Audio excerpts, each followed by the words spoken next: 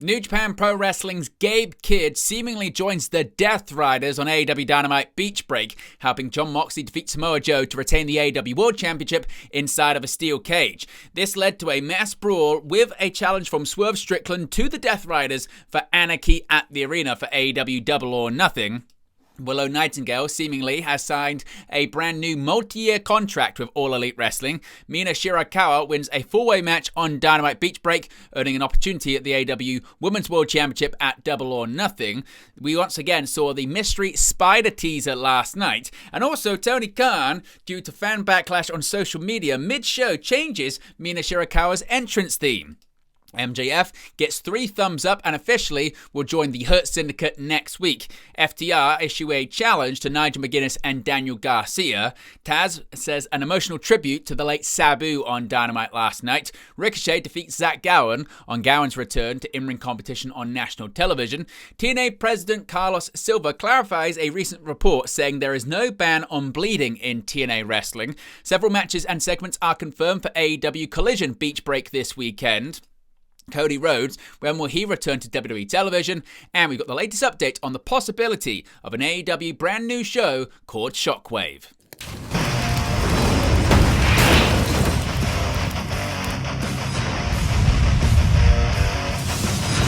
Hey guys, welcome back to Wrestling News 365. Hope everyone is doing very well. As always, there are plenty of news stories to get into in the world of professional wrestling. Before we begin, you can see right there we're at 21,662 subscribers. So if you haven't already, be sure to subscribe as we get closer and closer to hitting the yearly goal of 25,000 subscribers. In addition, you can become members of the WN365 roster. Links in the video description below. You can also click the join button or scan the QR code when it appears on the sidebar. Speaking of the sidebar, you can see right there all upcoming watch-alongs and post-shows we've got live here on the channel for the month of May.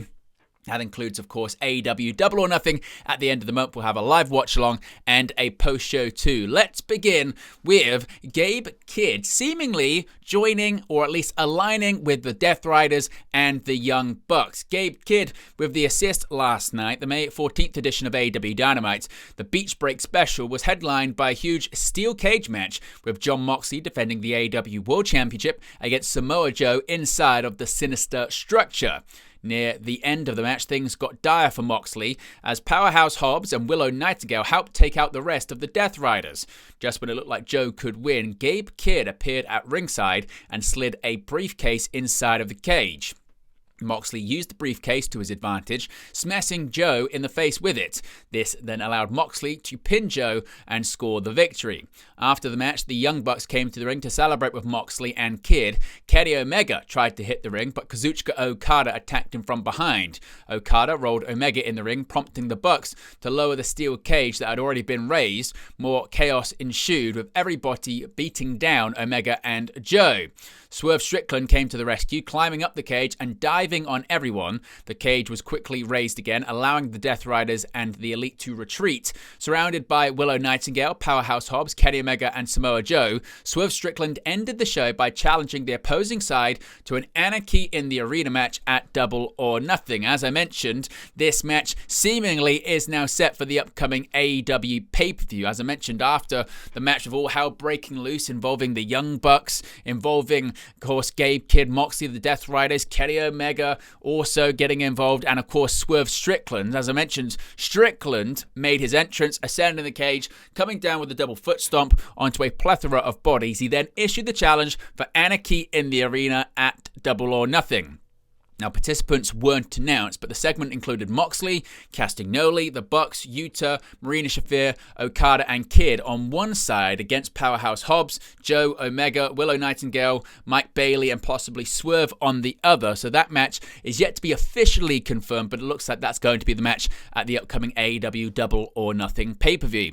Now, one person involved in that, of course, was Willow Nightingale, and seemingly she is sticking around in AEW. Fightful Select's Sean Rossat reported recently that former AEW TBS champion Willow Nightingale was in her contract year.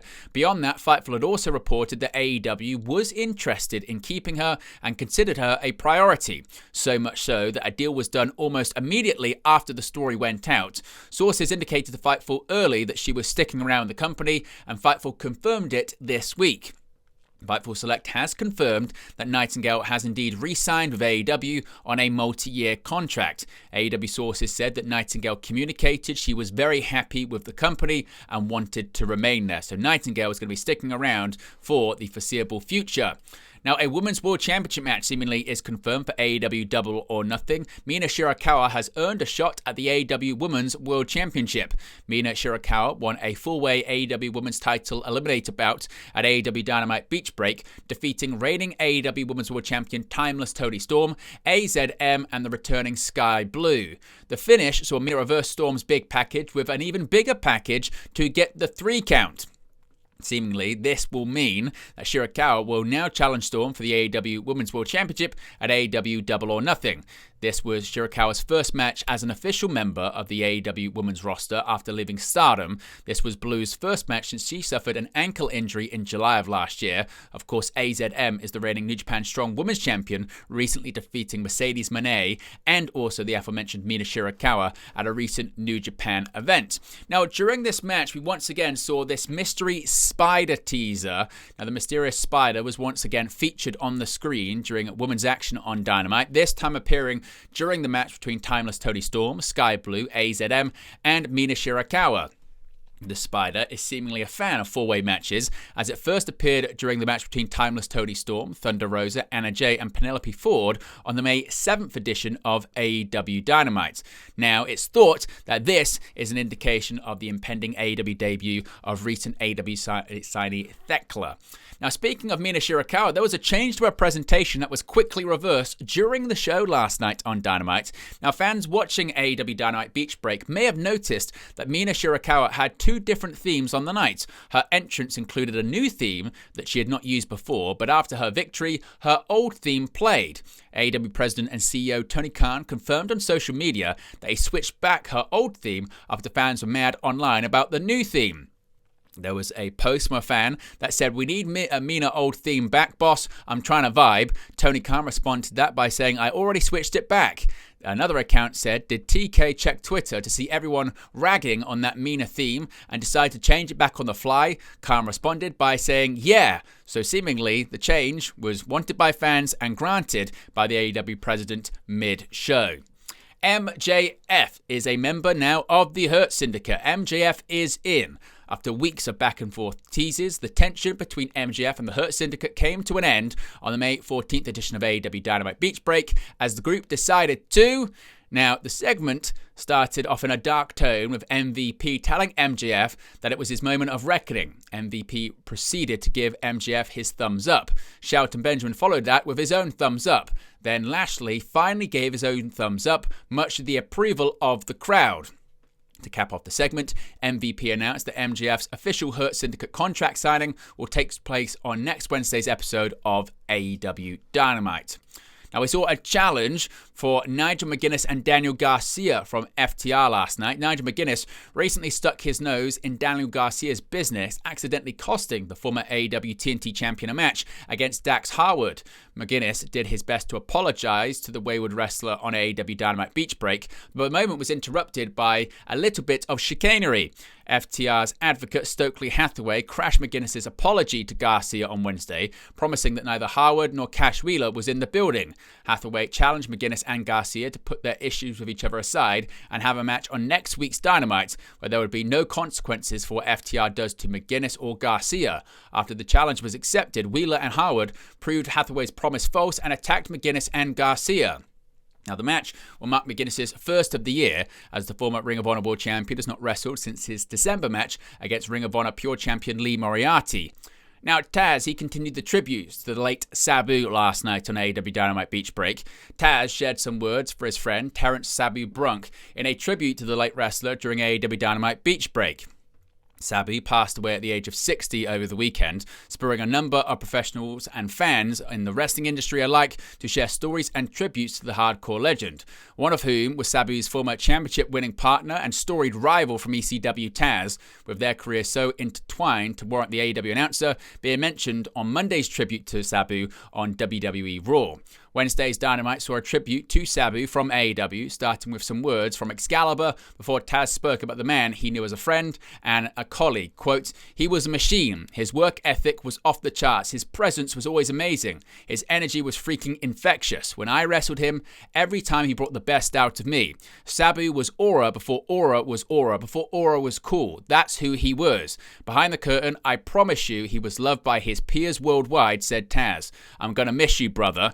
Now, Sabu, of course, never wrestled a match within AEW, but he did make a one-off appearance at AEW Double or Nothing 2023 as the special guest enforcer for the bout between Chris Jericho and Adam Cole. He got involved in that bout, exchanging chair shots with Jericho before repelling the Jericho Appreciation Society from ringside, delivering a splash to put Matt Menard through a table. Now, Ricochet, he got the victory over Zack Gowen last night. Ricochet defeated a spry Zack Gowen during AEW Dynamite Beach Break. Gowen was facing Ricochet a week on from getting physically involved in Collision for a return to national television after 20 years. Though it hardly ended well as he was beaten and had his prosthetic leg stolen, Ricochet brought the leg along with him for the match. But soon after the bout starting, he retreated from the ring as Gowen crawled at him with speed. Now, Ricochet eventually regained control, landing a shooting star press for a near fall before grabbing scissors from the corner of the ring. He turned to make use of them, but was caught in the act by the referee, snatching them away and disposing of them while Gowen had grabbed his prosthetic leg and hit Ricochet across the face with it. Gowen went for the pin, but Ricochet kicked out. Then Gowen saw a spectacular one-legged moonsault, missing the targets, allowing Ricochet to hit the Spirit Gun for the winning pinfall. After the match, Ricochet followed up with a second Spirit Gun and a kick to Gowen's head before Mark Briscoe emerged to make the save, chasing Ricochet off and helping Gowen back to his feet. Now, this is an interesting one regarding the use of blood in TNA wrestling. There's been a lot of back and forth and reports about blading bans and excessive blood use in total non-stop action wrestling. On May 2nd, Mike Johnson of PW Insider reported, quote, "Excessive blood and blading will not be permissible by the promotion," end quote. Now, the report noted, quote, "In the case of hardware blood or something like a bloody nose or mouth, blood will be allowed, and it was noted that it's understandable that sometimes blood will be a result of contact in the ring, but purposeful, heavy bloodletting is a thing of the past in the promotion," end quote. Now, Fightful Select added, quote, "We're told the company felt like it went overboard of late and said they wanted it to mean more whenever it was they decided to do it again," end quote. Now, speaking to Sports Illustrated's The Takedown, TNA President Carlos Silva clarified things. According to SI, Silva said there is no ban on blood, but the locker room was encouraged to utilize brutality and intentional bleeding more sparingly, coming off two extreme instances in a short period of time, and that if creative or talent feel intentional blood or heavy violence is earned for their story or the stakes of the match, it is absolutely something TNA is open to exploring using. Silver acknowledged TNA, quote, "is being cognizant of potential advertisers and partners alongside confirming the Takedown's note on shopping for a new media rights deal." John Albert of The Takedown noted TNA has been shopping Impact's broadcast rights around. At TNA Unbreakable, Sami Callihan and Mance Warner engaged in a bloody barbed wire massacre match. Shortly after, during a taping of TNA Impact, Steve Macklin and Eric Young bled buckets during their dog collar match for the TNA International Championship. Now, several matches and segments are confirmed for this weekend's AEW Collision Beach Break. First, Sammy Guevara and Dustin Rhodes will take on Crew in a tag team bout. The winning team will earn a shot at the Hurt Syndicate and the AEW World Tag Team Championships. In singles action, Kyle Fletcher will face AR Fox and Blake Christian will take on Speedball Mike Bailey. Furthermore, Brian Keith and Big Bill will team up to take on the Gates of Agony in a Chicago street fight. As previously announced, Anna Jay will face Megan Bain, and a tribute will be held for Steve Mongo McMichael. Now, an update here when it comes to Cody Rhodes and his possible return to WWE television. Now, an update has emerged on Cody Rhodes' WWE return amid the American Nightmare's absence following WrestleMania 41. Rhodes hasn't appeared on TV since losing the WWE Championship to John Cena during the main event of WWE WrestleMania 41 Night 2. With a report recently indicating there had been a pitch for Rhodes to return at Backlash, rumors have been swirling about the former champion's comeback now that the May 10 Premium Live event is in the books. Per WrestleVotes, during a Sportskeeda Q&A, Cody Rhodes is expected to be in Los Angeles for Money in the Bank on June 7th. Believing that these plans haven't changed, WrestleVotes said, quote, "I do believe he's still scheduled to be a part of Money in the Bank. As far as I know, he will be in Los Angeles for that PLE." Rhodes is also featured on the Money in the Bank poster, which is being used on WWE.com. While WWE hasn't officially announced his return, Rhodes has been featured in advertising for the May 16th SmackDown episode. Ahead of Money in the Bank, WWE Saturday Night's main event will take place on May 24th, with WWE Champion John Cena slated to be on the show. And finally, a bit of an update here when it comes to AEW Shockwave. You remember that show that was seemingly being shopped around at the time of the AEW media rights deal last year? Now, any plans for All Elite Wrestling to debut a Shockwave show appear to be dead in the water. AEW filed to trademark AEW Shockwave in September 2024, and it was reported soon after that the promotion were in talks with multiple networks over the possible new series, including Fox. By December, though, there had yet to be an official announcement about Shockwave, and it was reported that AEW's TV ratings in 2024 harmed the chances of a network picking up Shockwave. In an update, Sean Ross Sapp of Fightful Selectors reported that Shockwave was always just a theory and possible pitch, and there were no plans for Shockwave that I've heard. Instead, it is assumed that AEW have been very happy with the direction of Collision as of late, with renewed focus having been placed on the show since the beginning of 2025. All Elite Wrestling's TV ratings have also improved in 2025 since Dynamite and Collision began to air on Max. Reports have noted that AEW Dynamite averages between 1 and 1.2 million viewers across TBS and Max within the first 24 hours of airing.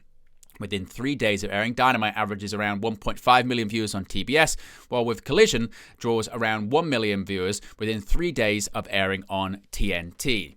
But there you go, guys. The latest pro wrestling news for you. Be sure to smash a like on the like button. Be sure to subscribe. As you can see right there, we're at 21,662 subscribers. So if you haven't already, be sure to subscribe as we get closer to 25,000 subscribers. Remember, you can join the WN365 roster. Links in the video description below. You can also scan the QR code right there on the sidebar or click the join button. You get your badges, your emojis, and your exclusive members-only content. Also, whilst you're checking out the sidebar, you can see all upcoming watch-alongs and post-shows we've got here live on the channel for the month of May. That includes AEW Double or Nothing as well for a watch-along and a post-show. I appreciate everyone for tuning in, and I'll speak to you again very, very soon. Hey guys, thank you for watching, listening, streaming, or however you come across this video today. Be sure to click on the video on the right there to watch our next video, or click the bottom there to subscribe, or the bottom right hand corner. Thank you very much, and I'll speak to you again very soon.